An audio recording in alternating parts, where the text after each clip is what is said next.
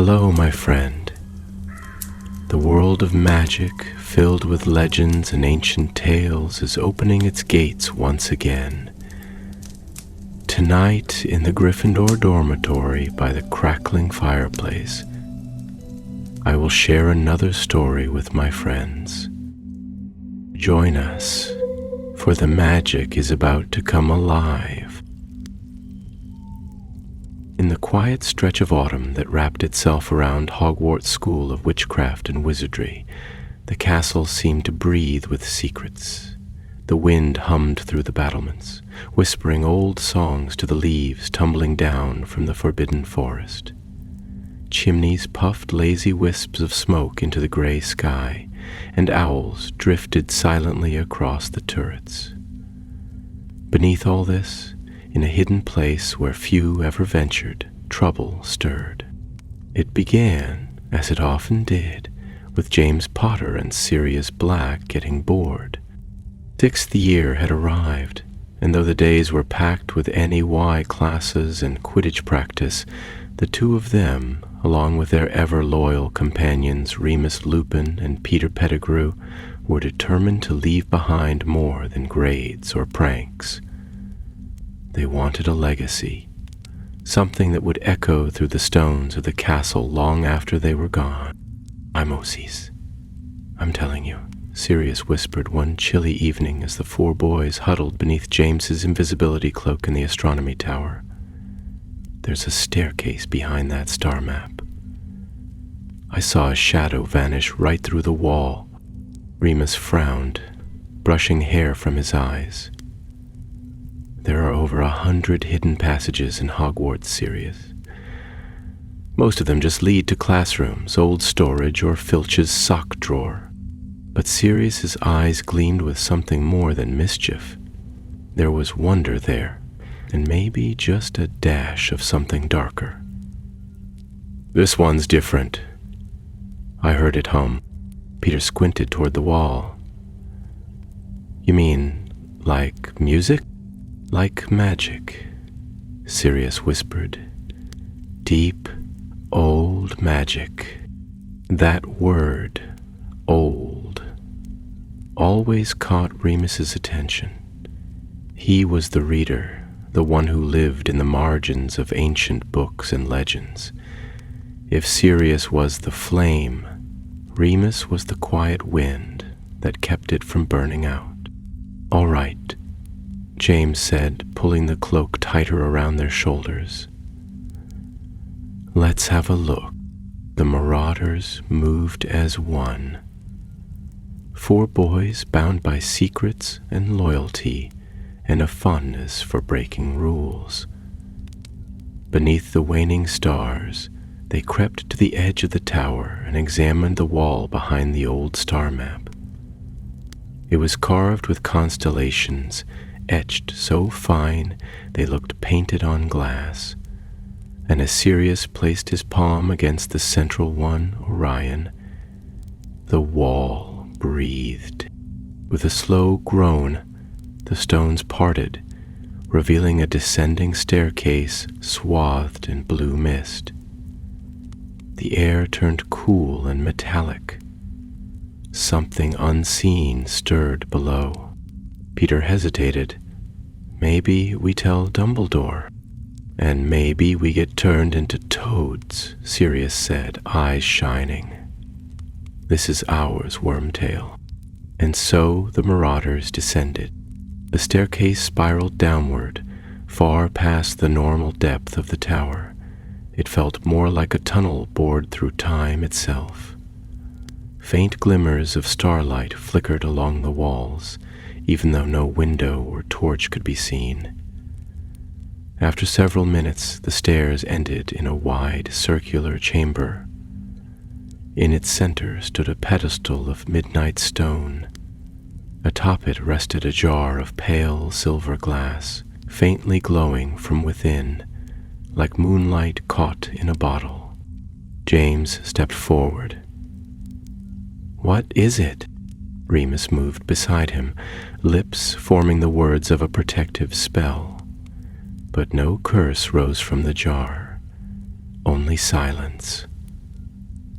presence, watchful and still, truth into the pedestal in curling runes was a riddle. One wish to shape, one truth to bear. To gain your heart's desire beware, for dreams may shine, but shadows bite. Speak not in greed, or lose the light. It's a wishing jar, Sirius breathed. Peter's eyes widened. Do you think it works? I don't know, James said slowly, but the glint in his eyes said otherwise. Only one way to find out, but Remus held up a hand. No, not yet. We don't know what this is, how it was made, who put it here. We need to study it. This is powerful magic. For once, Sirius didn't argue. The jar had silenced even him. The boys agreed to return the next night and left the chamber as quietly as they had come, the wall sealing behind them as though it had never opened. But even as they made their way back to Gryffindor Tower, each of them carried the jar in their thoughts. That night, as the castle slept, the whispers began. They came in dreams.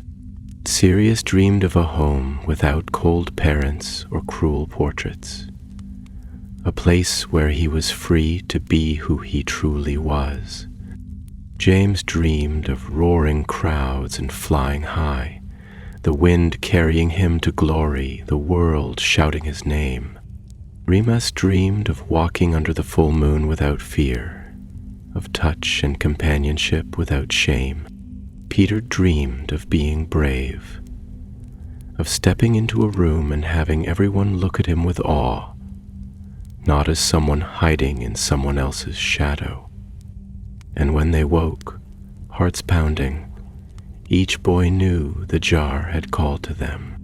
The next day lessons passed like smoke. In potions, Peter melted his cauldron. In charms, Sirius got scolded for staring out the window, wand forgotten in his hand. James forgot to eat at lunch, and Remus was scribbling notes in the margins of a weathered tome titled Cursed Artifacts of the Ancient World. That evening, when the sky was painted in lavender dusk, the Marauders met in the common room, quiet for once. It spoke to me, Sirius finally said. James nodded. Me too. Remus looked up from his notes. It's not just a jar, it's a bank. The others... Yeah, what?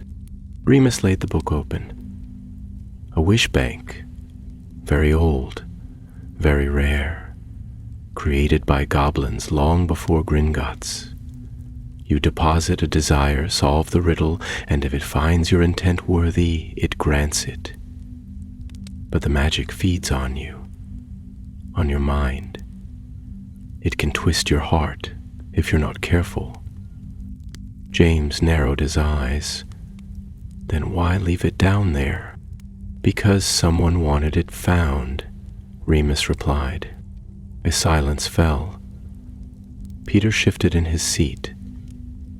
Do you think it can really grant wishes? I think, Remus said, closing the book, it wants us to try. And thus the Marauders stood at the edge of something far older than Hogwarts, older even than the forest or the stones beneath their feet. A magic buried, bound in silver glass and sealed in riddles. They would return. They would test it. And by the time the truth was revealed, one of them would be changed forever. The next night brought with it a thick curtain of mist that hung low over the castle grounds, creeping across the lawn like a living veil. Inside the warmth of Gryffindor Tower, fires crackled in their hearths, and students dozed in armchairs with books resting upon their laps, unaware that 4 of their housemates were once again slipping beneath the folds of James Potter's invisibility cloak and vanishing into the shadows of the 7th floor. The Marauders moved like seasoned ghosts, avoiding creaking stairs and ducking behind tapestries as the suits of armor shifted in their alcoves. They passed the fat lady with barely a breath, crossed empty corridors lit by moonlight, and returned to the entrance they had discovered beneath the astronomy tower. Sirius pressed his hand against the star again, and once more the wall gave way with the low sound of stone remembering its movement. Down they went, the spiraling steps guiding them into the belly of the castle. The air was colder tonight, as though the jar itself could sense their return. James led the way, one to light, though the soft silver light of the jar cast a glow bright enough to see by. When they reached the chamber, the jar was just as they had left it, resting serenely atop its black pedestal, pulsing faintly as if in rhythm with a hidden heartbeat. Remus stepped forward cautiously, opening the leather-bound notebook he had brought from the library. Its pages were filled with scribbled Latin, diagrams of wards, and fragments of translated goblin glyphs. He ran his fingers over the riddle again. Wish to shape, one truth to bear, he murmured aloud, tracing the words slowly. That line's different from how most goblin-crafted artifacts are described. It implies sacrifice, something given in exchange, not just cleverness. James glanced at Sirius, who was studying the jar with narrowed eyes. What do you reckon it wants, then? A secret? A truth we're not proud of? Sirius looked thoughtful, but his voice carried that old, familiar edge of challenge. Or maybe it just wants someone bold enough to ask. Before Remus could protest, Sirius reached out and touched the jar. There was a sudden shimmer in the air, like heat waves rising from stone. The chamber darkened, not physically, but in some strange, unreal way that felt more like a shift in perception than in light. The room didn't vanish, yet it seemed as though it had fallen away, as though they now stood somewhere else entirely. The jar began to glow brighter, silver light flaring to gold. Sirius's hand remained on the glass, though his expression changed from defiance to something closer to awe. He didn't speak, but his eyes darted around the room as though seeing something none of the others could. Sirius? Peter's voice was a whisper. What's happening? Sirius blinked, then stepped back, breaking contact. The glow faded.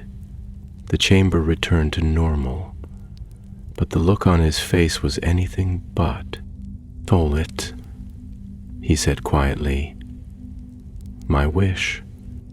Remus's fingers tightened around his notebook. What did it show you?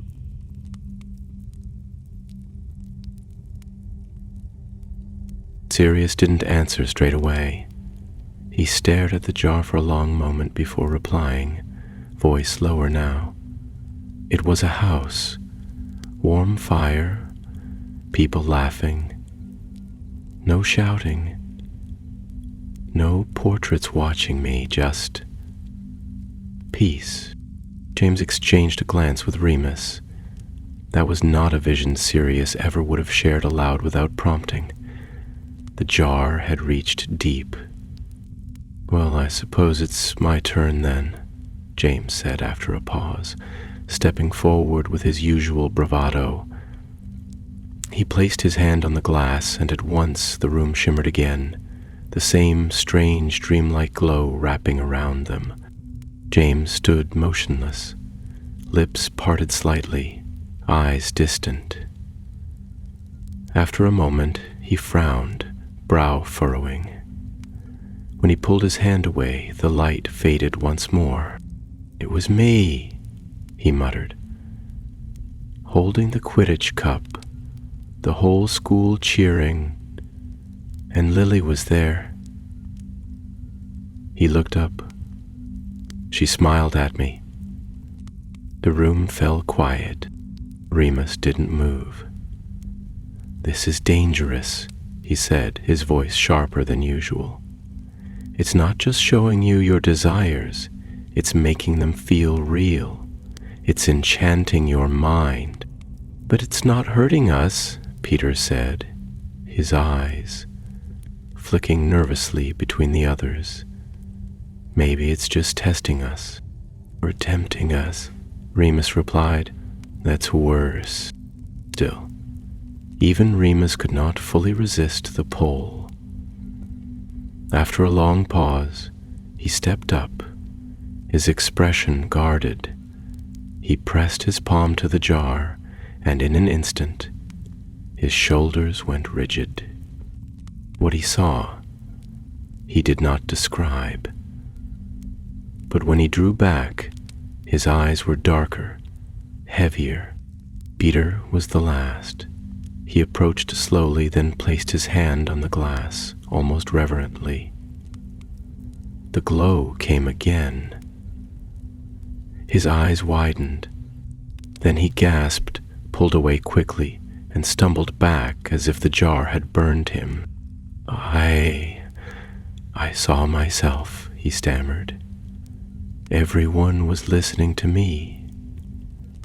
Even McGonagall. I wasn't just to tag along. I mattered." No one spoke for a time. Then James exhaled slowly and said, "It gives us what we want. And maybe that's the problem." Remus closed his notebook with a soft thump.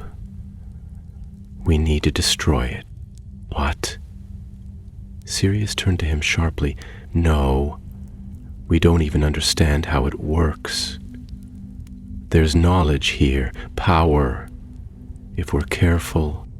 "It's not meant to be controlled," Remus interrupted. "The book said the last known wish bank was buried after it devoured an entire village's worth of dreams. The goblins sealed them because they twist people. Sirius, they draw you in until you forget what's real." "But it could help us," Peter argued. What if we needed it?" "We don't," James said firmly. "Not if it means losing who we are." Sirius turned away, jaw tight. But he didn't argue further. The Marauders left the chamber that night in silence, thoughts spinning like stars in motion. Above them, the castle dreamed as well. Long corridors filled with memories, old ghosts shifting in portraits, owls rustling in towers, and beneath it all, the jar pulsed quietly in its cradle of stone, waiting for the next hand, the next heart, for something had changed. Not all of them had turned away from the wish, and in the dark, something watched. The days that followed were shrouded in a strange kind of quiet, not of peace, but of something waiting to be disturbed. The weather outside had turned gray and wet, with long fingers of rain tapping endlessly on the castle windows, as if the sky itself were trying to get in. Lessons continued as they always did. Professor McGonagall stern and unyielding in Transfiguration, Slughorn luring students into his office with candied pineapple and glittering tales of magical elites. But for the Marauders, something had shifted. Each boy walked with a different weight in his step. Remus grew more withdrawn, often found hunched in corners of the library, surrounded by stacks of books on enchantments and cursed objects, his quill scratching furiously even as dark circles bloomed under his eyes. James, who normally carried the air of a lion cub barely holding in its energy, had grown quieter, less quick with his jokes, as though his mind was always somewhere else, perhaps standing again before the cheering crowd he had glimpsed in that vision.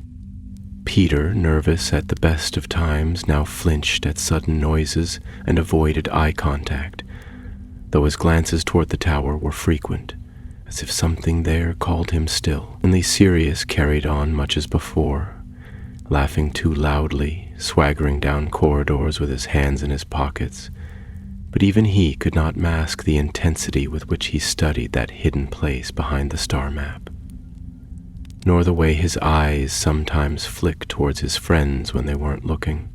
They had agreed, in theory, to leave the jar alone.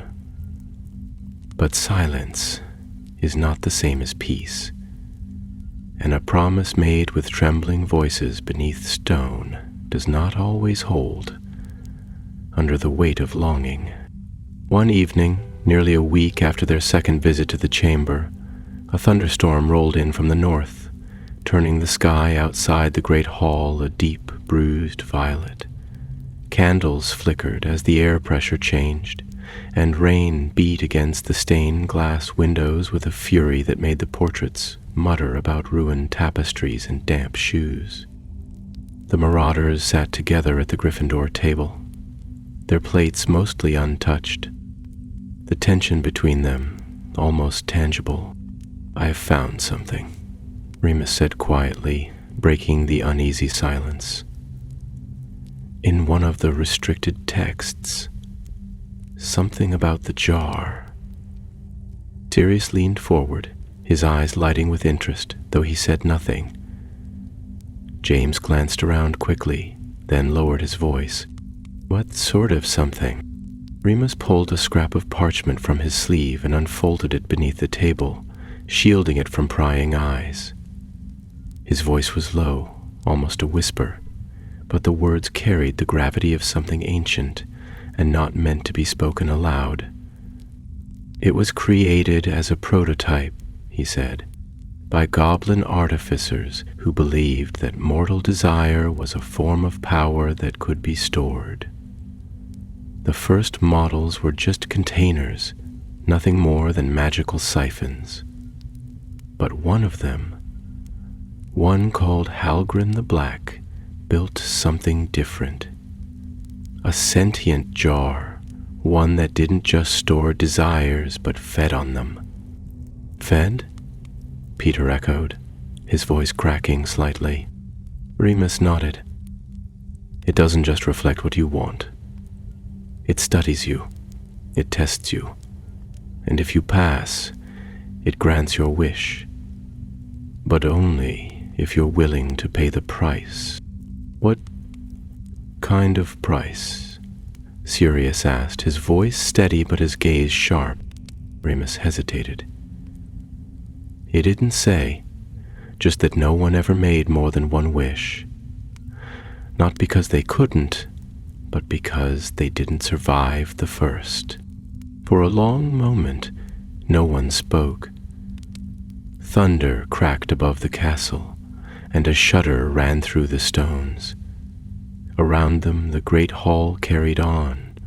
Laughter, forks on plates, the rustle of feathers as owls swooped in through the high windows. But at the Gryffindor table, the world had grown smaller, heavier. James finally looked up, his hazel eyes serious. "So, if it's feeding on our desires and showing us visions, then it's already started." Remus nodded grimly. "We triggered it the first time we touched it, and now it's watching us," Sirius murmured, glancing toward the enchanted ceiling, waiting for one of us to make the wish. The days that followed became stranger still. James began dreaming more vividly, waking in the middle of the night with the echoes of a roaring crowd still ringing in his ears. Once, he awoke to find himself standing at the window with his wand in hand, though he didn't remember getting up. Peter stopped speaking during meals, his eyes fixed always on some distant point. In class, he would scribble notes furiously, only to look down minutes later and find he had written the same sentence a dozen times in a row. Sirius was caught one morning trying to enter the astronomy tower before sunrise, alone, the map clutched in his hand and no clear memory of how he got there.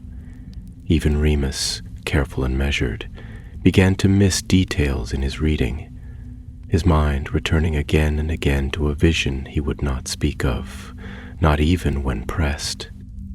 It was James who finally broke the silence.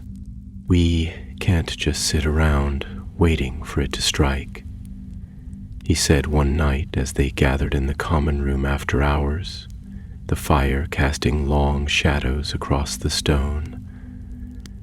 "If we leave it down there, someone else might find it, someone who doesn't know what it is, or worse, someone who does." "We could tell Dumbledore," Peter offered weakly, though he didn't sound convinced. Remus shook his head. "No one's supposed to know it exists. If we admit we found it, we'd have to explain why we didn't come forward sooner, why we touched it, and even if he forgives us, he might not be able to destroy it. If it's truly sentient, it might resist." Sirius stood, pacing in front of the hearth. "Then we destroy it ourselves, before it takes hold." "But how?" James asked. "If it's protected by enchantments that powerful, it won't just shatter like a glass of pumpkin juice." "We go to the source," Remus said after a pause. "If the book was right and the goblins buried it, they didn't just bury it in stone. They sealed it beneath a vault. Not at Gringotts, but in a forgotten bank hidden in the forbidden forest. A place called Gralthorn Hollow." James raised an eyebrow. "How do you know that?" "I found a map," Remus replied, pulling a folded piece of ancient parchment from his robe. "Or rather, a piece of one. It's incomplete, but if we can find the rest, we might be able to trace where the vault is hidden." The fire crackled, spitting sparks into the air. "So that's the plan then?" Sirius asked. "We raid an ancient goblin bank that's probably booby-trapped, cursed, and guarded by Merlin knows what?" James grinned, the old light returning to his face for the first time in days. "Sounds like a proper Marauder adventure to me." Peter, however, did not smile, and later that night, long after the others had gone to sleep, he sat alone by the window, staring out at the dark line of the forest far beyond the castle walls. He didn't see the owl watching him from the trees, nor did he hear the whisper that curled through the glass. "Make your wish." October slipped into November with little fanfare, save for the sudden descent of frost and the smell of wood smoke that lingered in the halls like an old familiar perfume. Students began wrapping their scarves tighter as they trudged across the grounds, and Filch muttered more than usual as he mopped up muddy boot prints and barked at first years for tracking leaves into the entrance hall. Yet amid the shifting seasons, the Marauders were focused on something far removed from the ordinary rhythms of school life. Their days were consumed not with essays or lessons, but with secret meetings, scavenged maps, and midnight journeys into the restricted section, where Remus had developed a disarming smile that, paired with his prefect badge, opened more locked cabinets than it should have. Their mission had grown clearer with each passing day. The jar, now understood to be a living artifact with its own will, was drawing them towards something ancient and buried. It was Remus who had first uncovered the name Gralthorn Hollow, scribbled in the margin of a worn volume titled Goblin Curses, A History, and it was Sirius who traced it to a forgotten ledger detailing defunct financial vaults sealed centuries ago after the Goblin Rebellion. From what they could piece together, Grawthorn had once been a prototype site for magical storage, an experimental treasury created by goblins who believed that desire could be harnessed like gold. It had been shut down after a series of mysterious disappearances, and though its exact location had been lost to time, fragments of a map were rumored to have survived. Finding those fragments, however, proved a task worthy of their reputation. Over the course of several nights, they explored hidden corners of the castle rarely walked by others, climbing into crawl spaces behind the clock tower, sneaking into long-sealed classrooms, and navigating a disused potion lab below the third floor, where the walls still reeked faintly of burnt sage and spilled elixirs. It was Peter who uncovered the first piece, tucked behind the frame of a portrait that no longer spoke, depicting a goblin in fine robes whose eyes followed them long after they had moved on. The scrap was brittle and yellowed with age, etched with delicate lines that shimmered faintly in the light, and when placed beside Remus's original map, the shapes aligned perfectly, forming the outline of a great vault hidden beneath the northern edge of the Forbidden Forest. But their success only deepened the unease between them. Though they moved together, planning and plotting as they always had, a silence had settled over their friendship like a thin layer of frost. James caught Sirius watching him once in the dormitory mirror, not with suspicion exactly, but with the wary gaze of someone measuring a weight they could not yet name. Remus grew short-tempered, snapping at Peter when he misplaced a book, and Peter in turn became more withdrawn, mumbling excuses, avoiding direct answers, and vanishing for hours at a time without explanation. Only the looming task ahead kept them bound tightly together, a mission too dangerous to face alone and too urgent to abandon. One night, as the wind howled outside and the Gryffindor common room emptied of all but a few upper-year students pretending to study, the four boys gathered near the fire. The map, now nearly complete, lay spread across the floor, its lines flickering in the firelight. Remus tapped the edge of the parchment with his wand, murmuring a revealing charm, and the final portion of the vault's outline emerged, a crescent-shaped chamber beneath a ridge known as the Wormfang. "It's real," he said softly, as if still half-doubting his own words. "The bank is still intact." James leaned forward, resting his elbows on his knees. "Then that's where we go. If we can destroy the source of the magic, whatever feeds the jar, then the rest will fall with it." Sirius nodded, though his brow furrowed. "But it won't be unguarded. If the goblins buried it, they did it for a reason. There'll be wards, traps, possibly worse."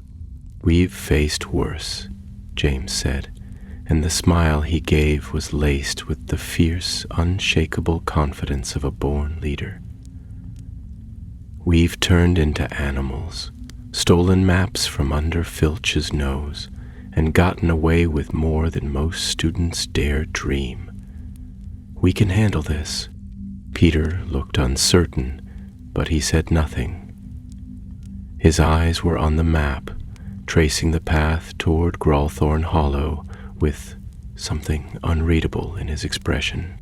They made their plans in hushed tones, agreeing to leave on the next Hogsmeade weekend when they could slip from the crowd unseen. Remus would handle the protective enchantments, Sirius would bring the enchanted tools he'd borrowed from the Room of Requirement, James would lead them through the forest paths, familiar from their animagus escapades, and Peter was to stay close and watch their backs, ensuring they were not followed or found. The days that followed were marked by a strange urgency. James could barely sit still during lessons, drumming his fingers on desks and staring out windows as though the trees themselves were calling to him. Sirius spent every spare minute enchanting a small iron rod that sparked when held, muttering to himself in half-formed incantations. Remus worked through books at a frantic pace, barely pausing to sleep. And Peter? Peter vanished again. On the eve of their departure, he returned late, soaked through from the rain and muddy from boots to collar. He said he had been studying by the lake, trying to clear his mind, but his story was thin, and Remus's narrowed eyes betrayed his doubts. Still, no one pressed him. The next day they would enter the vault together, and whatever lay within would demand their full attention. And so it was that when the sun rose on the Hogsmeade Saturday, casting golden light across the dew-laden grass, the Marauders were ready. They joined the line of students trudging toward the carriages, but slipped away before reaching the gates, ducking beneath the invisibility cloak and darting toward the edge of the forest. Beneath the trees, the air grew cooler, thicker. The canopy above turned the sunlight to green-gold shadow, and the forest floor whispered beneath their feet. James led the way, wand in hand, senses sharp. The forest was a place they knew well, having roamed its outer edges countless times in their animagus forms, but the path they took now led deeper than they had ever dared venture. Remus read aloud the markings on the map, guiding them around groves where the air shimmered unnaturally, past thorn-choked valleys where even the birds refused to sing. Once, a low growl rumbled from the underbrush, and they paused as a pair of golden eyes blinked in the dark. But whatever creature had watched them moved on, uninterested or perhaps unwilling to follow. It was nearing noon when they reached the ridge. The worm fang rose from the forest like the back of some great serpent, its stones curved and jagged, covered in moss and ivy. Nestled in its shadow was an ancient doorway, almost entirely overgrown, framed by runes so old they crumbled at the touch. The map shimmered once, then dimmed. "This is it," Remus said. Sirius stepped forward, clearing the vines with a flick of his wand. Grawthorn Hollow. James looked to each of them in turn. "Are we ready?" Peter nodded, though he did not meet anyone's eyes, and together the Marauders crossed the threshold into the vault below, unaware that the jar had already begun its final game, and that one of them had already made a wish. The door to Grawthorn Hollow opened without a sound, but the silence it released was not comforting. It was the kind of silence that clung to the skin and made one's breath seem too loud. As the Marauders stepped into the passageway beyond, the air grew colder, denser, and laden with the scent of ancient stone and something else. Something older still, metallic and strange, like old magic that had been asleep for centuries and was only now stirring. Their footsteps echoed as they descended the steep staircase carved directly into the rock, the walls narrow and sweating with moisture. Pale blue runes flickered faintly along the ceiling, casting just enough light to see by and reminding them, with every step, that this place was not meant for wizards. When the stairs finally ended, they found themselves in a vast antechamber, its floor etched with concentric circles of goblin script, spiraling inward toward a single pedestal in the center. The walls were lined with iron doors, each marked with different symbols, some clearly for protection, others more obscure, more ominous. Remus stepped carefully toward the markings on the floor, kneeling to study them while James and Sirius began testing the doors, pressing their hands against the iron to check for hidden enchantments. Peter hung back, eyes darting about the chamber, flinching at the sound of every echo. He looked pale, his hands trembling slightly, though he tried to hide it by adjusting the strap of his satchel again and again. "This is it," Remus said finally, rising and brushing the dust from his knees. "This is the central vault. It was designed as a hub, a heart. Each of these doors leads to a subchamber meant to store a different class of magical desire. Wealth, knowledge, power, immortality, even love." He turned slowly in place, eyes narrowing as he read the symbols on the doors. "But there's one door missing its mark." James followed his gaze. One of the vault doors, the largest of them all, had no visible symbol. Its surface was smoother than the rest, and, unlike the others, it bore no hinges or keyhole. It looked less like a door and more like a piece of the wall that had simply forgotten how to be solid. Sirius approached it cautiously, hand outstretched. "This one's different. Don't touch it," Remus warned. "If I'm right, that one doesn't open with force or magic. It opens with intent." Peter stepped forward now, his voice higher than usual. "What kind of intent?" "The kind you'd use to make a wish," Remus replied without looking at him.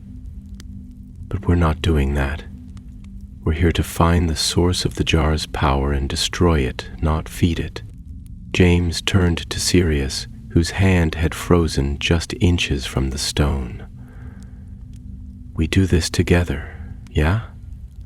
No sudden heroic." Sirius gave a half smile, though his eyes were fixed on the door. "No heroics. Got it." They split up to investigate the other chambers, careful not to trigger any enchantments. James and Sirius moved left, while Remus and Peter took the right-hand corridor. Each vault they opened revealed something stranger than the last. In one, a golden quill wrote endlessly upon a floating scroll, spilling names none of them recognized in ink that shimmered like starlight. In another, a chalice rested on a plinth, full of water that reflected not the ceiling, but the stars. Constellations that did not match any found in the sky above.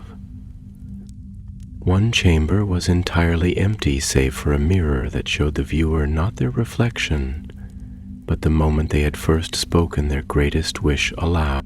Peter lingered in that room longer than the others. When Remus called for him, it took a moment before he responded. His voice sounded distant, as though he had just awoken from a dream. They reconvened near the central vault, dusted with cobwebs and the cold bite of the air. Sirius was frowning, arms folded tightly across his chest. "Nothing in those other chambers is active. It's like they've been drained."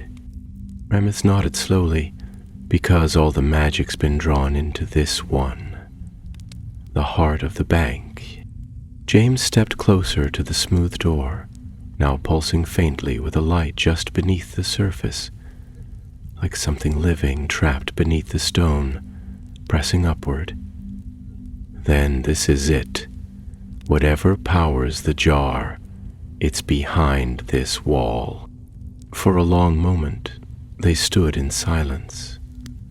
The magic in the air had grown heavy, like the air before a lightning strike. Every breath felt thick, every heartbeat loud. Peter shifted on his feet, his hand brushing the inside of his cloak. James caught the movement and frowned slightly, but said nothing. "All right," Remus said quietly. "We need to be precise. The spell I've prepared should unravel the binding glyphs around the vault's core.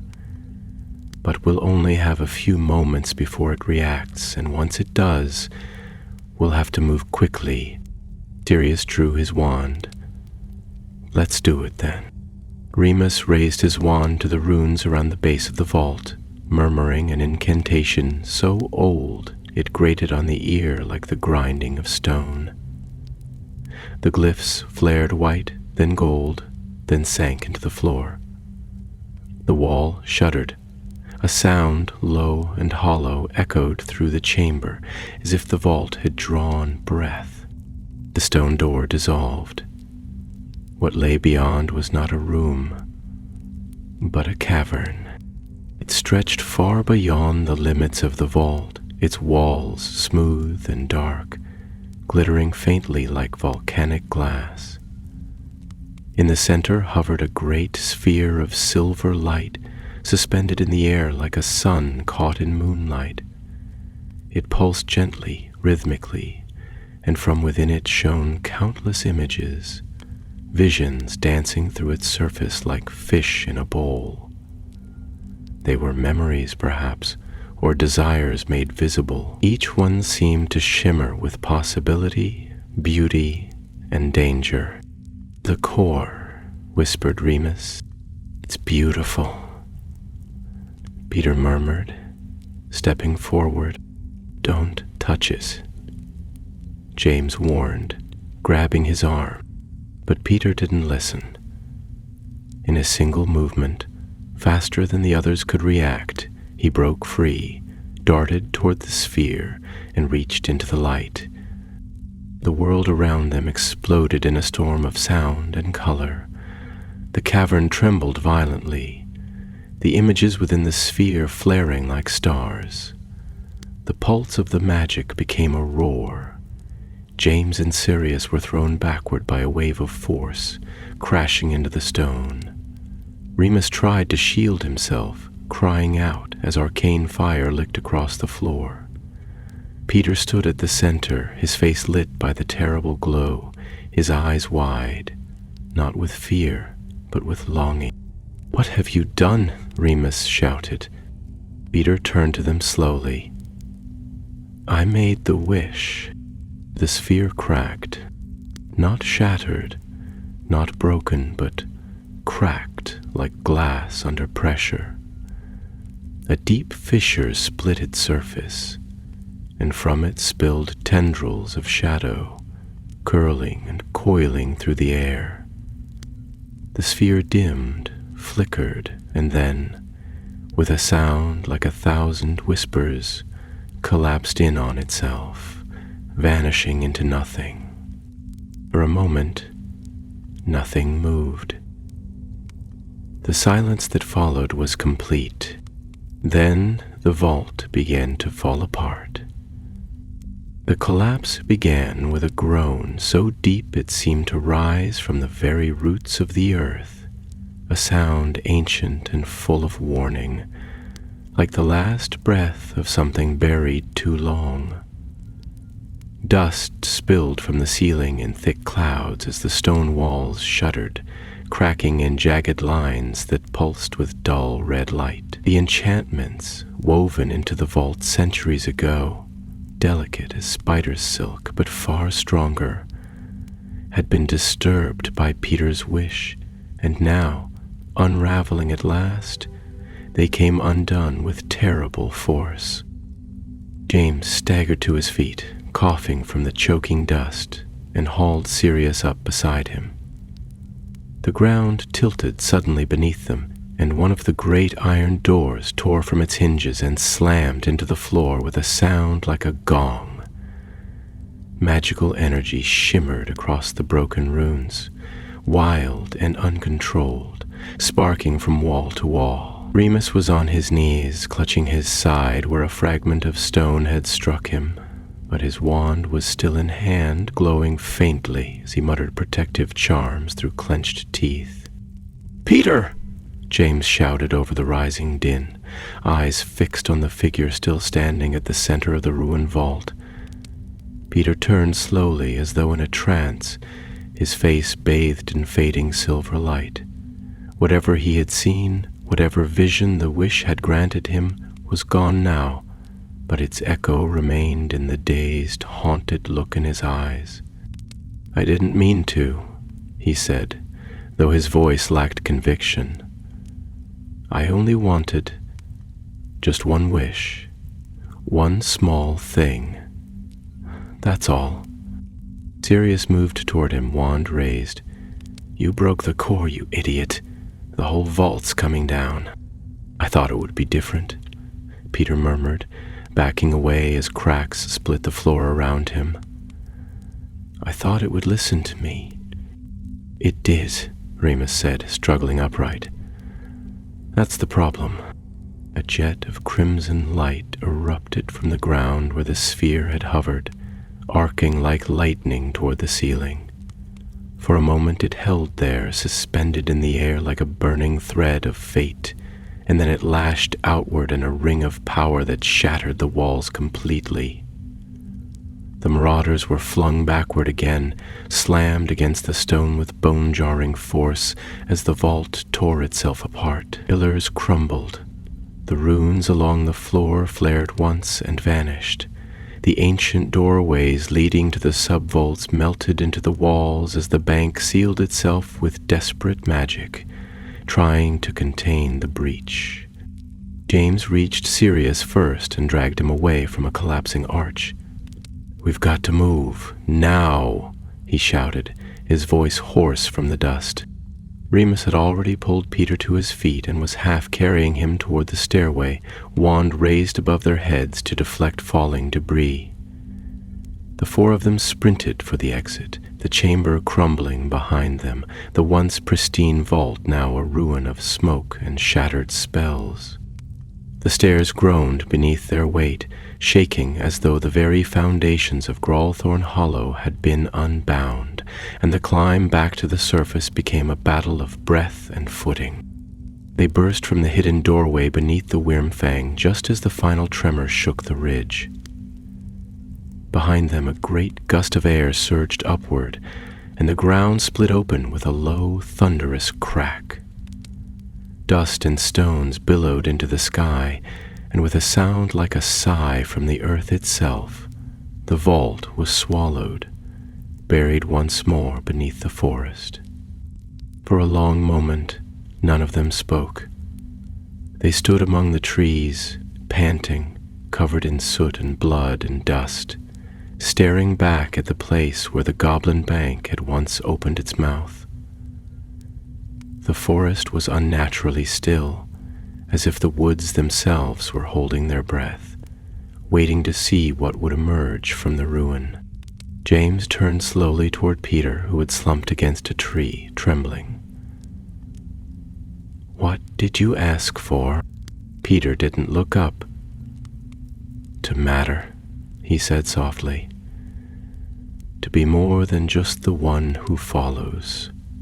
To be brave." Sirius laughed bitterly, though there was no humor in the sound. "And look what it cost." "It's not over," Remus said, wiping blood from the corner of his mouth. "The vault is sealed, but the magic was released. Part of it escaped when the sphere cracked." James looked sharply at him. "You're sure?" Remus nodded grimly. "I felt it. When the core broke, something fled. It's not tied to the vault anymore. It's free." The silence that followed was heavier than stone. Even the wind seemed to avoid the clearing now, whispering only at its edges, unwilling to pass through. The trees loomed high above them, watching like ancient sentinels. "We destroyed the source," Sirius said. "The jar, the core. We finished it." "No," Remus said. "We broke it. That's not the same."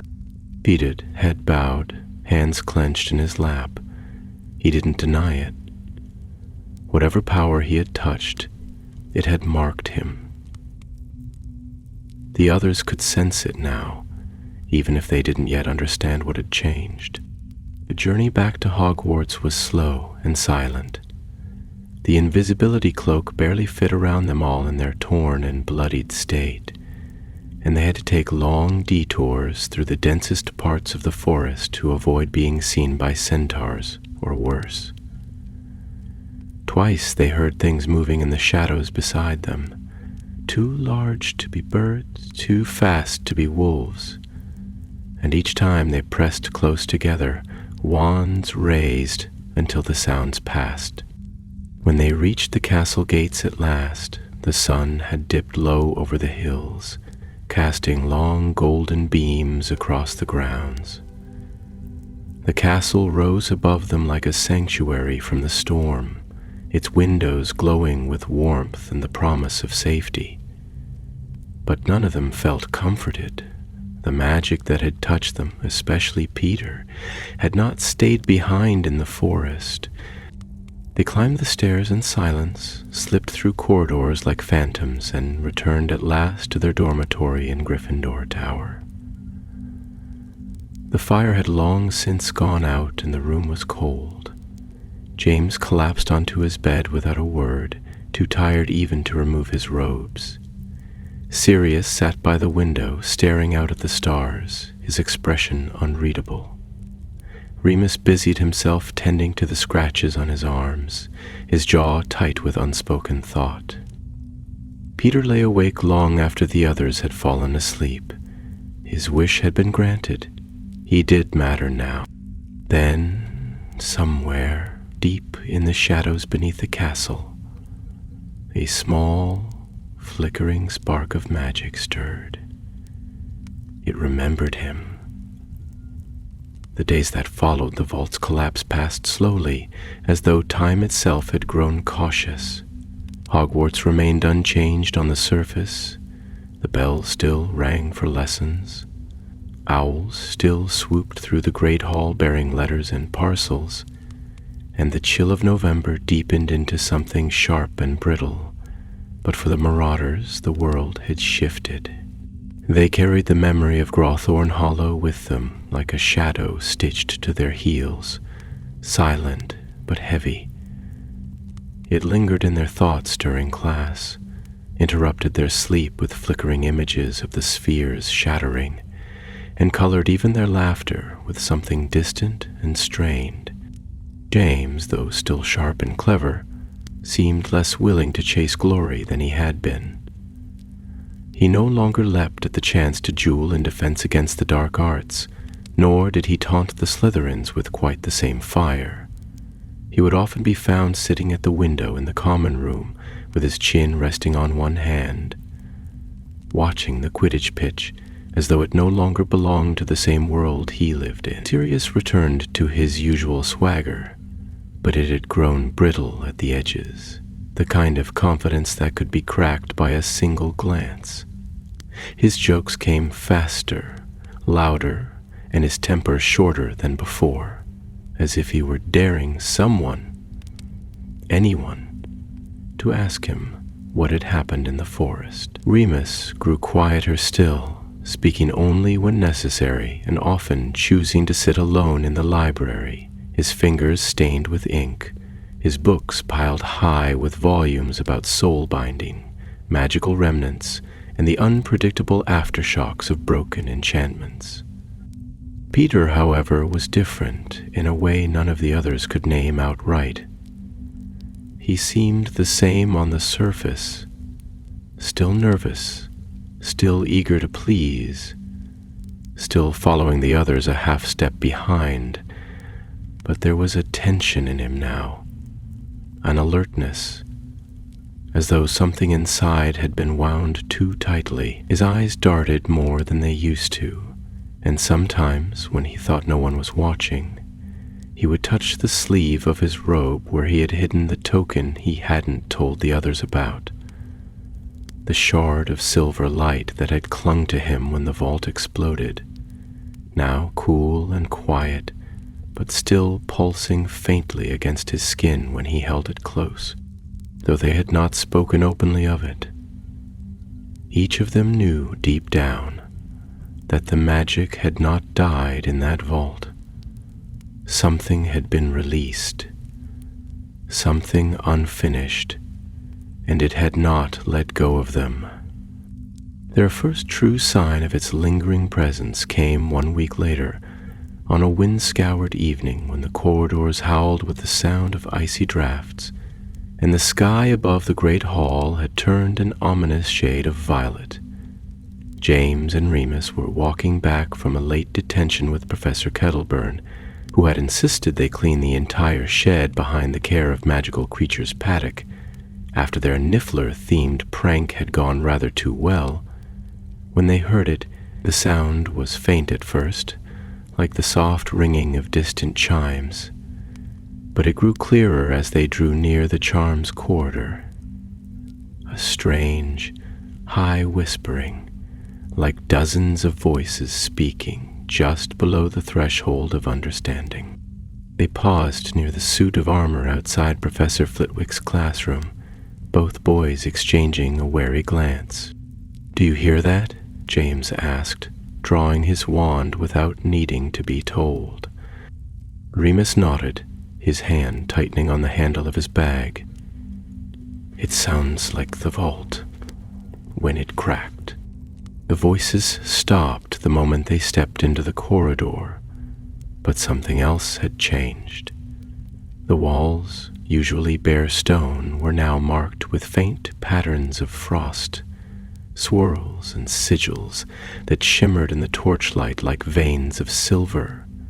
The air was bitterly cold, too cold for November, and in the silence they could both feel it, that prickle of magical presence, the same one they had felt when the jar had first shown them their wishes.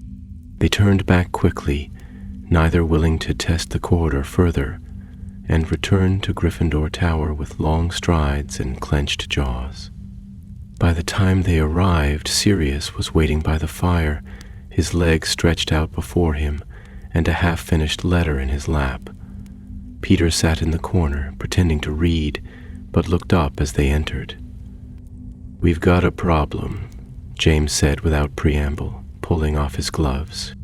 Remus moved toward the hearth, warming his hands. "Something's manifesting again. It's not the jar, but it's from it. I think the magic is spreading." Sirius frowned. "Where?" "Charms corridor," James replied. "Frost sigils, whispering voices. Same feeling as the vault." Peter swallowed hard. "Do you think it's the wish?" Remus gave him a long look. "The wish was never meant to be granted. When you broke the sphere, the vault tried to destroy itself, but something escaped. That magic's loose now, untethered, and I think it's looking for something to anchor itself to." Sirius sat up straighter, his eyes narrowing.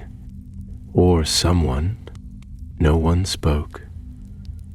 The fire popped quietly in the silence, casting flickering shadows across their faces. James rubbed his hands together. "All right, we need to find out how far it's spread.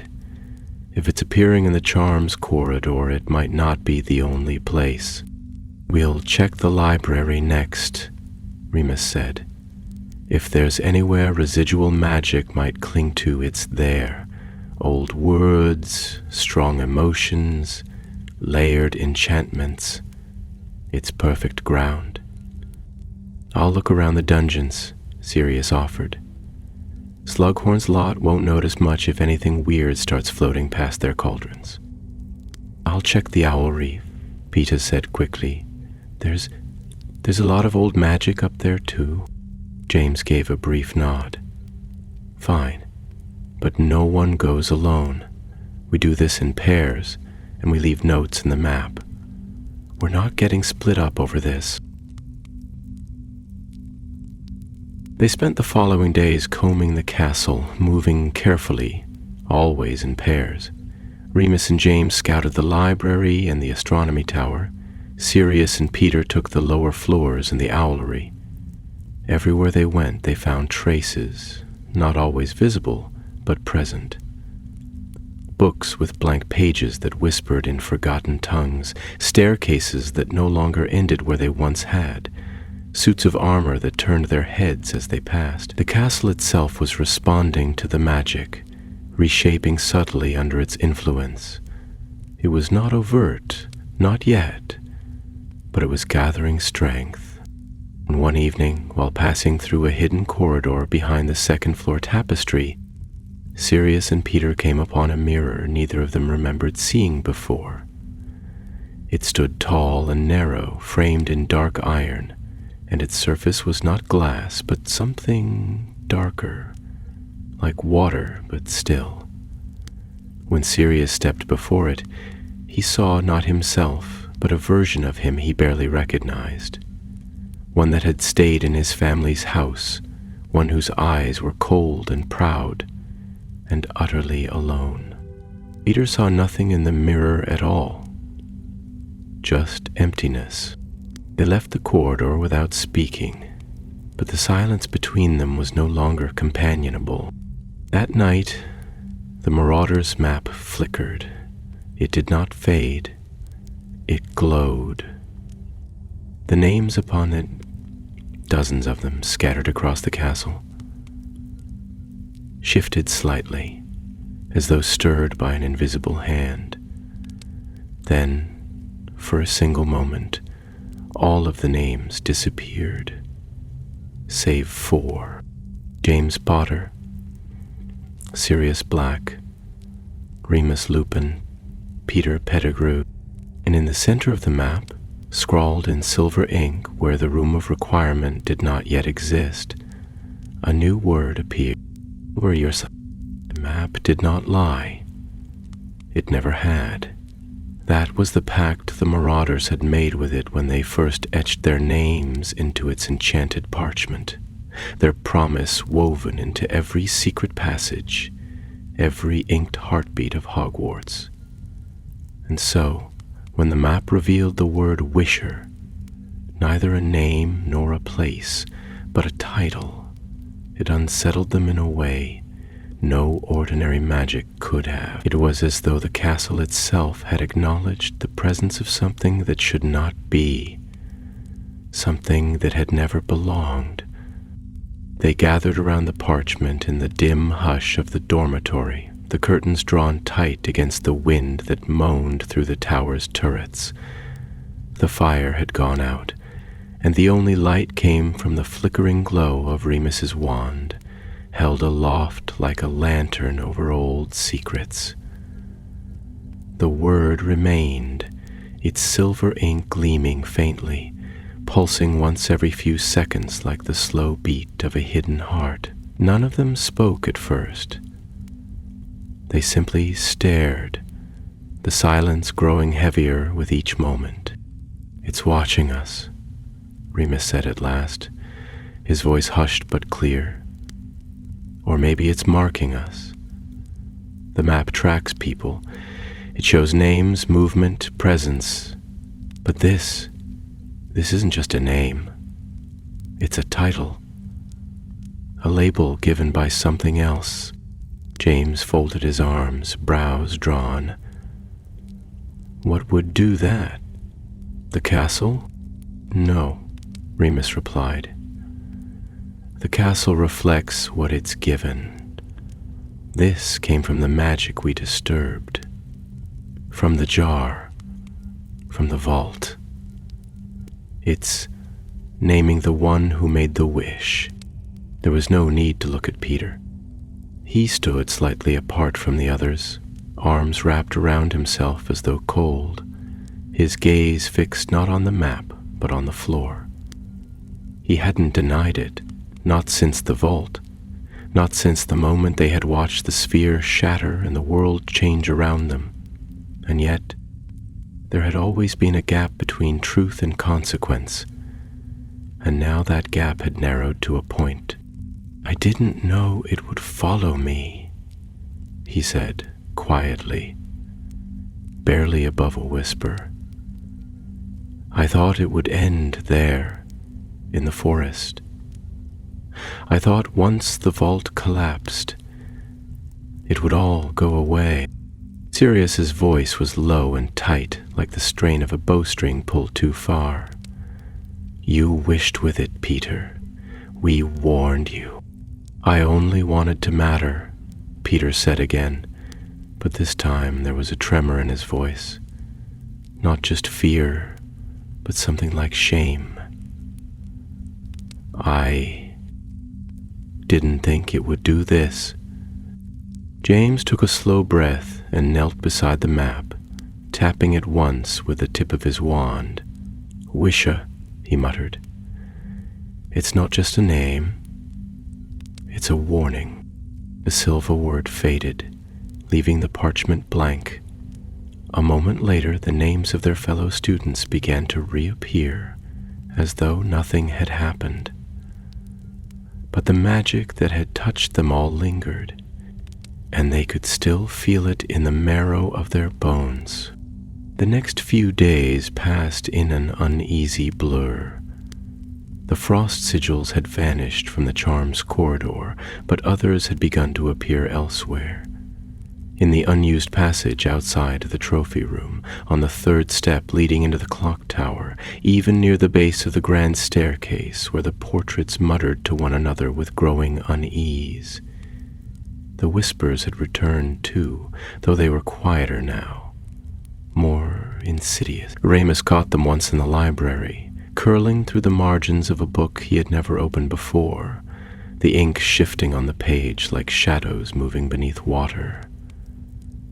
Sirius claimed he had seen the mirror again, this time in the Transfiguration corridor, though when he turned back, it had vanished. James began having dreams, long, vivid dreams of the sphere in the vault, but twisted now, darker, with visions of hands reaching through the glass, offering him everything he had ever wanted in exchange for nothing but a single word.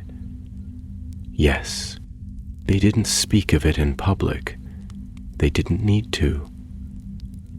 The weight of the secret had grown into something like a second skin, and though they continued with their lessons and their lives, it was as if they were always holding their breath. Then, the strange occurrences began to affect others. In your news weekly, on a Tuesday morning, Rosalie Jenkins, a shy third year in Hufflepuff, was found in the Great Hall just before breakfast, standing motionless beside her table, her eyes wide and glassy as if staring into some unseen distance. She did not respond to her name, nor to Madame Pomfrey's gentle prodding. Her hands trembled as though gripped by winter, and a strange sigil, identical to the one Remus had seen in the vault, had appeared faintly on the back of her neck. By the time she was moved to the hospital wing, the mark had vanished, but she remained in a deep, dreamless sleep. 2 days later, Everett Rowe, a fifth-year Slytherin and chaser on the house team, began wandering the corridors in the middle of the night, murmuring words in a language no one recognized. When Filch tried to restrain him, a gust of force sent the caretaker flying across the hall, knocking over a suit of armor and scaring Mrs. Norris so badly she refused to leave his office for 2 days. Everett had no memory of the event, but the signs were there. The cracks were widening. It was Sirius who said aloud what the others had feared to speak. The wish didn't just mark Peter. It's bleeding into the castle. Remus nodded grimly. The jar was designed to grant a single wish, but when we destroyed the vault without severing the enchantment properly, the energy didn't vanish. It was released. It's searching now, like a parasite without a host. It wants to grant more, and it doesn't care who it finds. Why no? James asked. It's been quiet for weeks. Why start taking others? Because it's getting stronger, Remus replied. The longer it remains untethered, the more it adapts. The core was ancient, but its magic isn't just old. It's intelligent. It learns. And Peter gave it a path into our world. Peter didn't argue. He simply sat on the edge of his bed, his shoulders hunched forward, his expression unreadable. Whatever guilt had taken root in him, it was growing silently, twisted and private, like ivy spreading along a wall no one else could see. They spent that night in the common room, seated around the fire, their wands out, the map open on the floor between them. They took turns watching the parchment, waiting for signs, watching for movement that didn't belong. The word wisher did not return, but neither did the silence feel comforting. It was around midnight when James spoke, his voice quiet but firm. We can't keep waiting for it to strike again. We need to find out what it wants. It wants to be finished, Remus said. The wish was made, but never sealed. The jar demanded a price, and Peter's was incomplete. It's trying to balance the scales. Sirius stared into the fire. So the question is, what will it take? No one answered. Above them, in the highest window of the tower, a thread of frost crept across the glass like a finger. The magic was still here, and it was watching. The first snowfall came early that year. It arrived not as a gentle drifting of flakes, but as a sudden storm that swept over the grounds in the middle of the night, blanketing the castle in white silence by morning. The trees bowed beneath the weight of frost, the black lake froze around its edges, and the forbidden forest stood still, its usual whispers smothered by snow. The world outside turned pale and bright, but within the stone walls of Hogwarts, the darkness that had crept into the corners of its corridors only deepened. For a time, the disturbances ceased. No more students were found wandering in trances. No more marks appeared on skin, and the whispers faded to a mere echo. It might have seemed to those who did not know better that whatever shadow had stirred had passed on. But the Marauders knew. They could feel it, not with their wands or their eyes, but with something deeper, a shared sense that the storm had not ended, only paused. It was like standing on the edge of a frozen lake and hearing the faintest crack beneath your feet, subtle and distant, but certain. They met often and in secret, avoiding even the other Gryffindors, using hidden rooms and lesser-known stairwells to plan, to search, to learn. Remus had taken to poring through the oldest texts in the restricted section, requesting volumes so obscure even Madame Pince had given him wary glances, though she never questioned a prefect's access. Sirius roamed the castle with a wary eye, and the Marauders' map always folded into his pocket, checking for oddities in movement or names that lingered where they should not. James, ever restless, spent his hours retracing every secret passage and tunnel they had discovered over the years, listening for the faint trace of the magic that had once answered their call. And Peter, though quieter than before, never missed a meeting. He said little, offered less, but watched with a keen, unreadable gaze that did not waver. It was on one such night, deep in the forgotten chamber behind the statue of Gunhilda of Gorsmore, that Remus finally shared what he had found. The jar, he said, holding up a slim volume bound in dragonhide, wasn't the only one. James leaned forward, the firelight dancing across his glasses. You mean there were more? Remus nodded. Not like Gralthorn, not wishbanks, but there were other vessels, objects designed to house intent, desire, even pieces of souls. Not Horcruxes exactly, but something adjacent. What Halgren the Black created was a fusion of ancient goblin enchantments and early wizard soul work. It's disturbing how close the theories run. Sirius narrowed his eyes. And what does that mean for us? It means that what escaped that vault wasn't just magic, Remus replied. It was a fragment of something, someone, that wanted to be remembered. I don't think it was entirely bound to the jar. The sphere may have held its body, but not its essence. When Peter made the wish, he let it in, not just into the world, into himself. Peter said nothing. His gaze was fixed on the book, but his face remained blank, unreadable. James looked at Remus sharply. You think it's inside him, that the magic is... what, using him? No, said Remus carefully. I think it's using his wish. The silence that followed was long and brittle. Sirius shifted. Then how do we stop it? We've closed the vault. We've burned the maps. We've done everything short of dragging Peter to Dumbledore. And we don't do that, James said quickly. Not yet. This isn't just about rules or punishment. If we involve him now, then we lose control of the outcome, Remus finished. And I don't trust anyone else to handle this without fear or force. But what if it's too late? Sirius asked.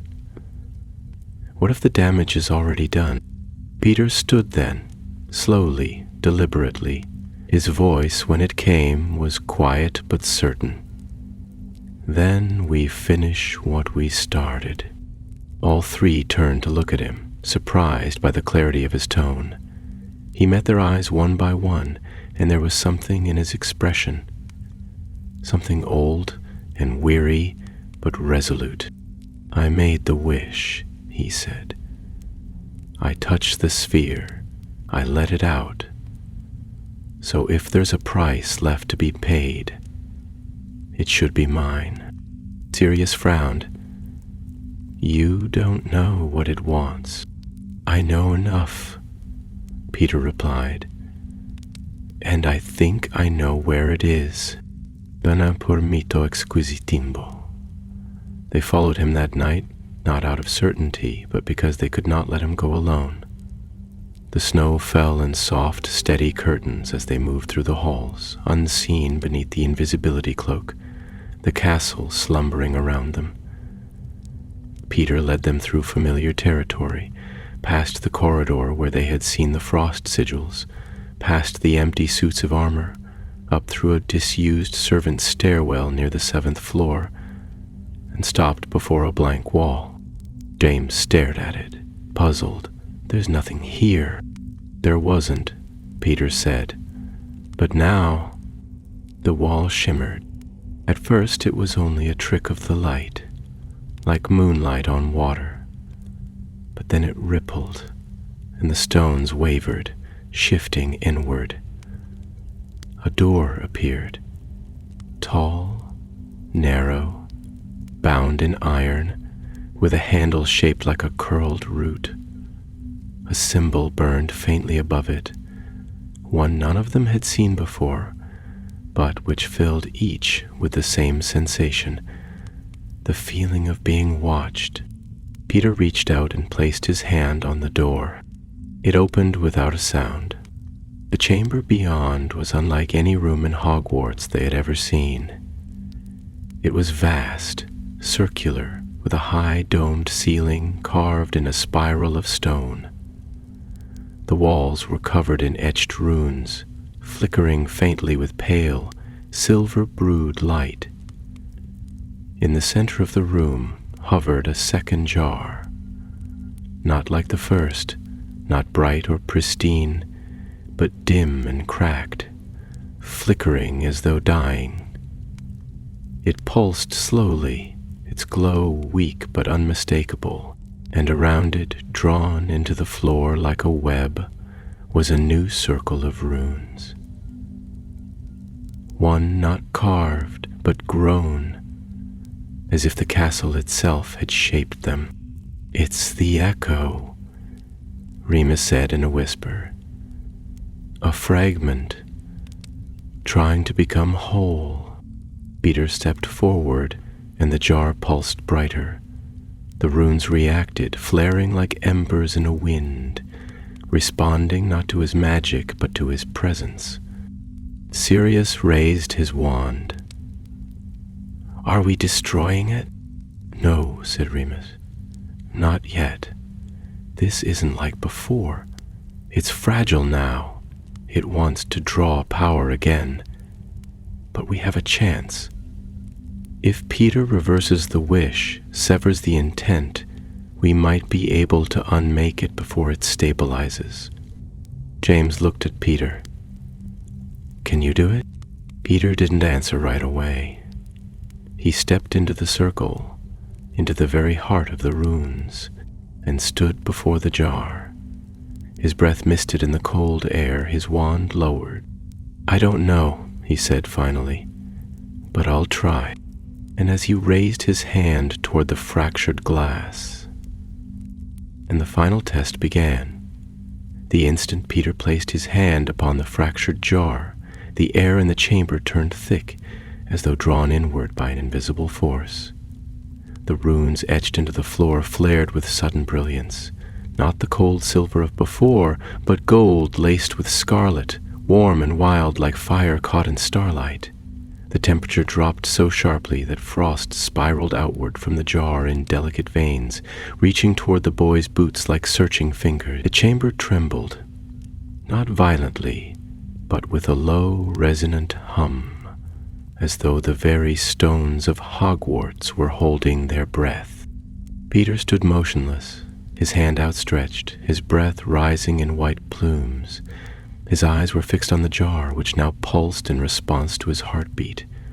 The cracks across its surface widened slightly, but instead of breaking further, the jar began to mend itself, the glass stitching together with faint threads of light. James stepped forward, instinctively raising his wand, but Remus stopped him with a hand on his arm, shaking his head. "Wait," Remus murmured. "It's not attacking. It's responding." Peter's voice, when it came, was low and unsteady, as though he were speaking from a great distance. "It's asking if I'm certain, if I want to give it back." Sirius frowned, his wand still drawn. "Give what back?"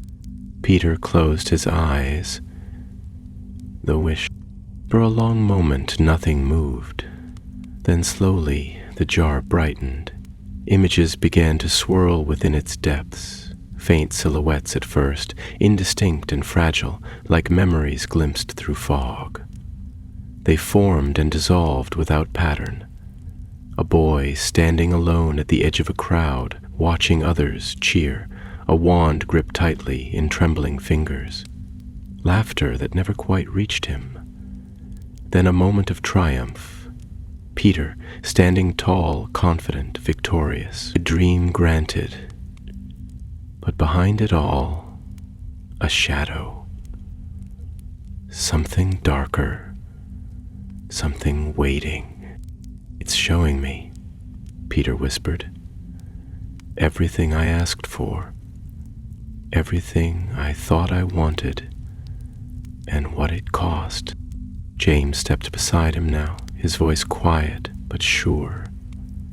"You don't have to do it alone, Wormtail.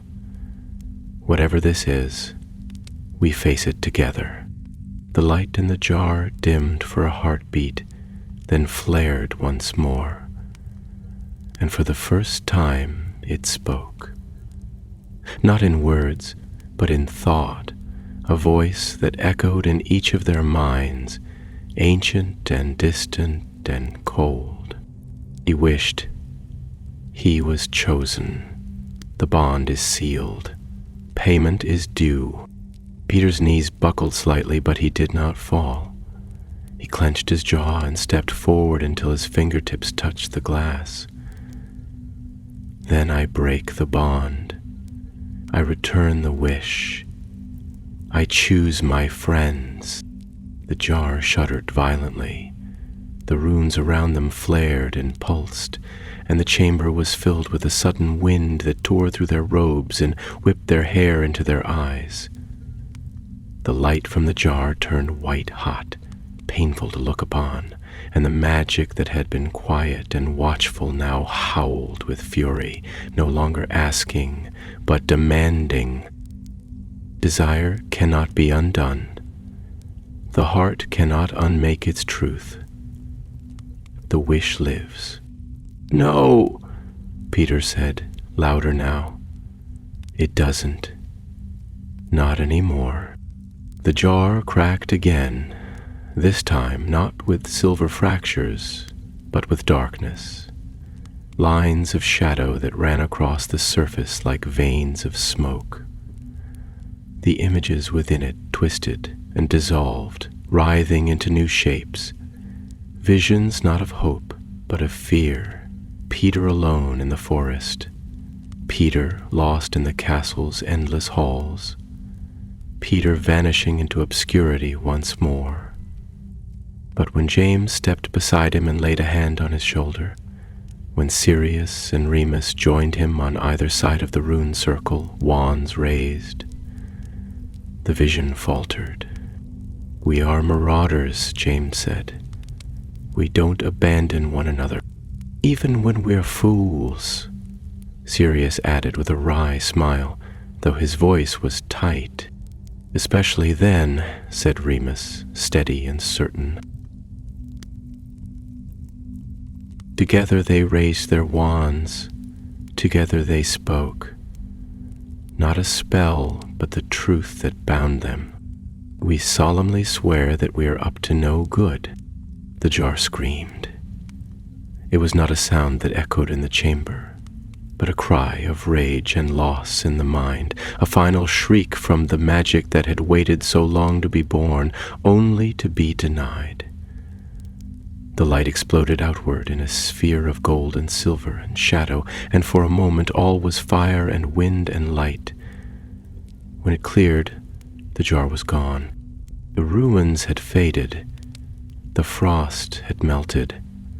The chamber, once cold and full of strange light, was silent once more, the stones still and dark. Peter stood at the center of the room, unharmed but shaking. His hand dropped to his side, empty. The others approached slowly, each watching for some last trick, some lingering trace of what had haunted them for so long. But there was nothing. No whisper, no echo, no flicker of light. Whatever had haunted the castle, whatever had latched onto Peter's wish, was gone. James let out a long breath, then turned to Remus. "Is it over?" Remus nodded slowly, though doubt still lingered in his eyes. "The magic was bound to the wish. The wish is undone. If anything remains, it's dormant now." Sirius looked around, brow furrowed. "Then let's make sure it stays that way." They left the chamber in silence, not out of fear, but of reverence. They sealed the door behind them with old spells, layered threefold, and cast protective enchantments to prevent the passage from opening again. Whatever had been released that night in the vault had found no home among them. It had tempted, it had offered, but in the end, it had been refused. Back in Gryffindor Tower, the fire was still burning. The map lay open on the table where they had left it, the names of their housemates drifting lazily across the parchment. Peter looked at it for a long moment, then sat down beside it, tracing the familiar lines of the castle with one finger. The word wisher did not return. James clapped him on the back. "You did it, Wormtail. You stood your ground." Peter gave a weak smile. "Not alone."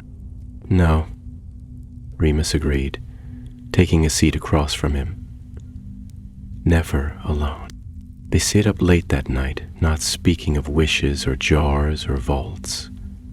They talked of Quidditch, of Honeyduke's newest chocolates, of a prank they'd been planning for Filch since October and never quite pulled off.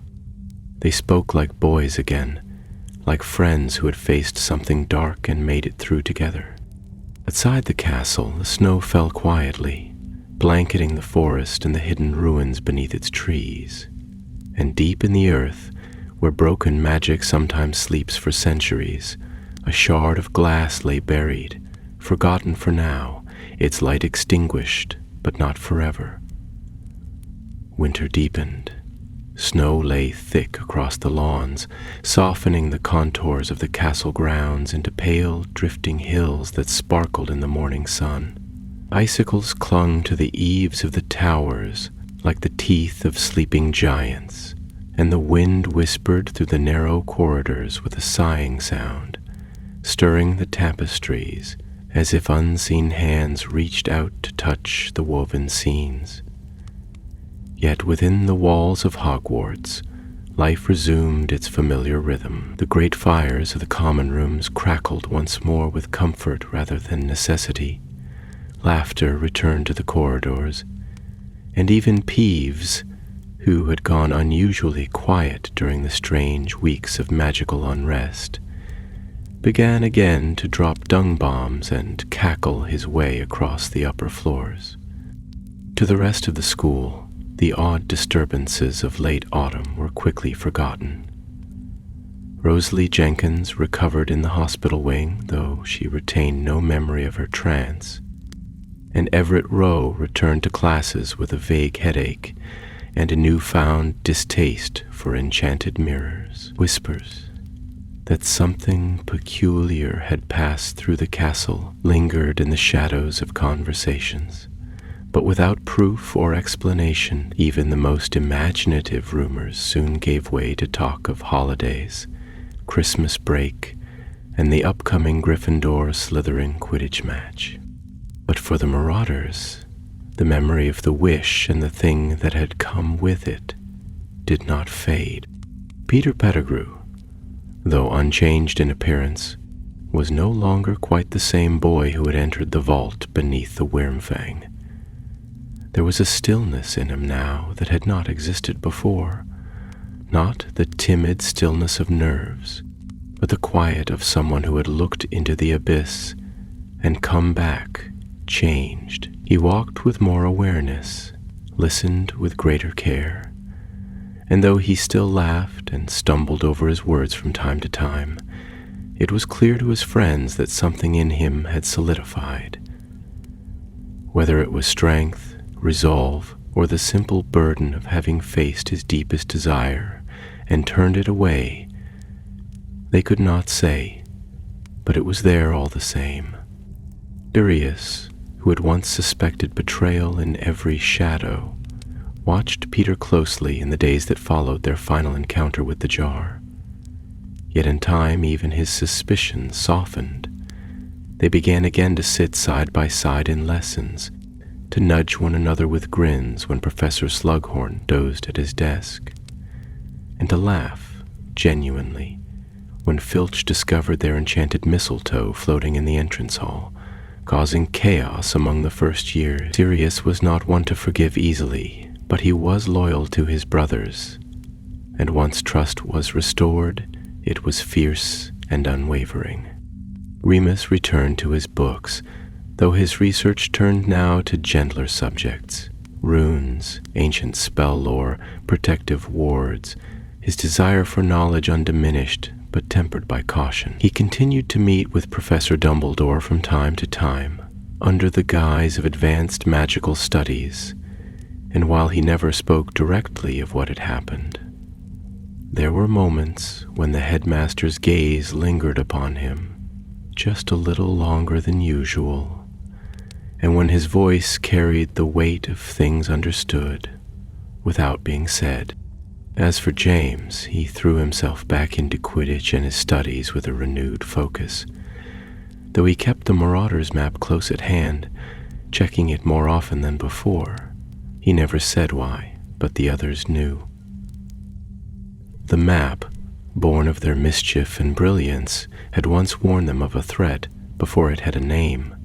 Now James watched it not out of fear, but responsibility. He had seen what could rise from the hidden corners of the castle when ambition twisted into hunger, and he was determined never to be caught off guard again. It was just before the end of term that they returned to the astronomy tower one final time. The night was cold and clear, the stars gleaming in the sky like ice scattered across black velvet. They sat beneath the same arch where they had first found the hidden staircase. Cloaked in darkness and memory, the wind tugging at their cloaks and carrying the scent of snow. The entrance to the vault had long since vanished. No trace of the star map remained, and the walls stood solid and unmarked, as if the chamber it once hid had never existed at all. "I still wonder," Sirius said at last, his voice low and thoughtful, "how it found its way into the school. Who brought it here? What they hoped to gain?" Remus shook his head.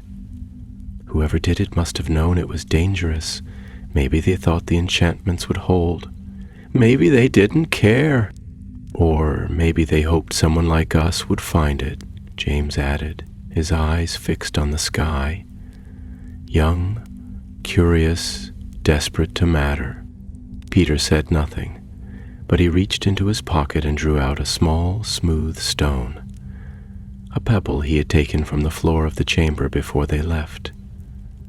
Ordinary in every way, save for the fact that it reminded him of what had been. He turned it over in his hand, feeling its weight, its simplicity. "We made it through," he said at last. "Then we will again," James replied, smiling faintly. "That's what we do." They stayed there for a long while, saying little, watching the stars rise higher until the cold chased them back inside. And as they left the tower behind, their footsteps fading into the hush of sleeping corridors, the castle exhaled. Somewhere deep below, where old stones remembered things that no living creature could, a single crack sealed itself along the broken path of the vault, and silence returned to the place that had once housed Wish. Christmas came to Hogwarts with all the quiet magic of snow falling on candlelight. The castle was dressed in its finest. The great hall glittered with enchanted frost and garlands of holly. 12 immense trees stretched toward the enchanted ceiling, and the warm scent of cinnamon and pine filled the corridors. Laughter echoed off the stone walls once more, and the fires burned high and bright in every hearth, chasing away the long nights. Students bustled through the common rooms in festive jumpers and mufflers, exchanging sweets and handmade trinkets, and even Filch seemed too weary to chase after mischief with his usual snarling energy.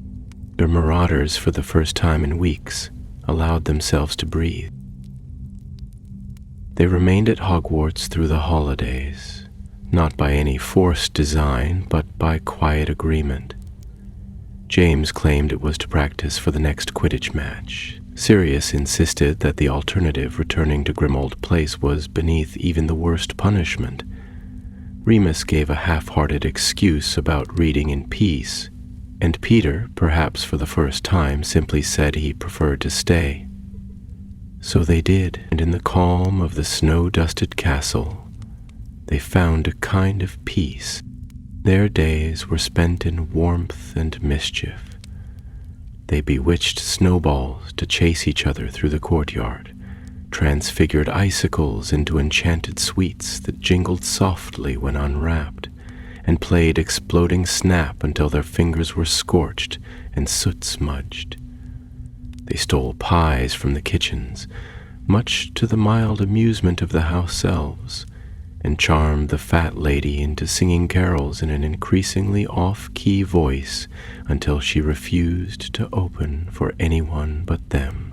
There was still war beyond the walls, dark clouds gathering over the wizarding world, but for a short time they lived as though none of it touched them, as though they were only boys again, bound by laughter and secrets and the belief that, for now, all would be well. One night, As the sky outside filled with a gentle snowfall, and the castle hummed with the hush of sleeping portraits, James brought out the map. They had not opened it since the night the word Wisher appeared. Now as the parchment unfolded and the familiar lines of ink spiraled into place, there was a tension between them, not of fear, but of reverence. The map had always been more than a prank.